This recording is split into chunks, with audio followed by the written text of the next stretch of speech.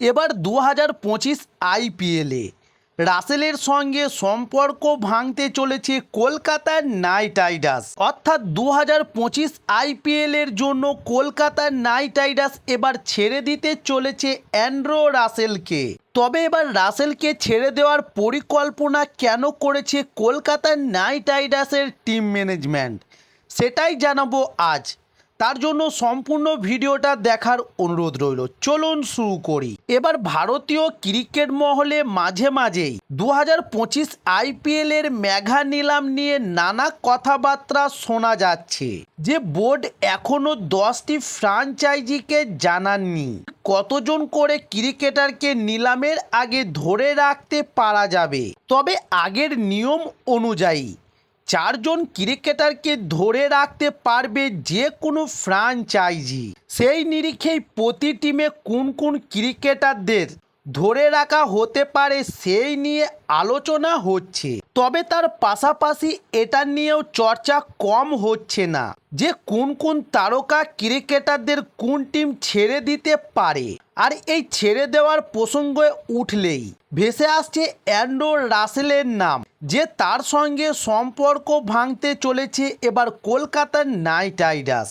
যদি সত্যি 4 জন ক্রিকেটারকে প্রতি ফ্র্যাঞ্চাইজি আইপিএল নিলামের আগে ধরে রাখতে পারে, সেক্ষেত্রে কেকেআরের সেই 4 জন কারা হবেন।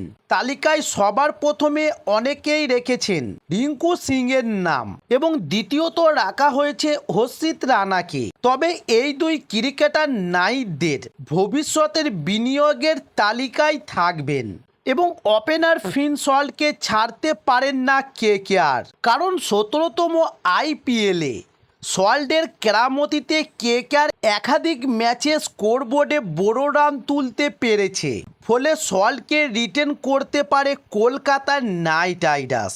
আর চতুর্থতম যে ক্রিকেটারকে রাখতে পারে শাহরুখ খান, তিনি হলেন সুনীল নারিন। তবে এই অঙ্কে যদি টিম এগায় তাহলে অ্যান্ড্রু রাসেল বাদ পড়তে পারেন। এছাড়াও রাসেলকে 2025 আইপিএলে কলকাতার নাইট রাইডার্স যে কারণে ছেড়ে দিতে পারে তা হলো তার পারফরমেন্স। এবছর আইপিএলে রাসেল 14 ম্যাচে 222 রান করেছেন তিনি। তবে তার বয়স 36 এবং বছরভর একাধিক ফ্র্যাঞ্চাইজি ক্রিকেট লিগে তিনি খেলেন। অভিজ্ঞতার নিরিখে রাসেলকে অনেকটাই রিটেন করার পক্ষে ঠিকই, কিন্তু কেকেআর অন্য পথে হেঁটে তাকে রিলিজ করে দেবে, এতে অবাক হওয়ার কিছু থাকবে না। তবে সেই 2012 সাল থেকে রাসেল কেকেআরের পরিবারের সদস্য, ফলে এবারের মেগা নিলামের আগে থেকেই তার দিকে বাড়তি নজর সকলেরই থাকবে। তবে এবার দেখার যে 2025 আইপিএলে কলকাতার নাইট রাইডার্সের কর্ণধার শাহরুখ খান এবং কলকাতার নাইট রাইডার্সের সিইও ভেঙ্কি মাইসেল কোন পথে হাঁটতে চলেছে এবং নিলাম থেকে নতুন করে কাদেরকে নিয়ে দল গঠন করতে চলেছে কলকাতার নাইট রাইডার্স। তবে তার জন্য নিলাম পর্যন্ত অপেক্ষা করতে হবে সকল কেকেআরের ফ্যানদেরকে।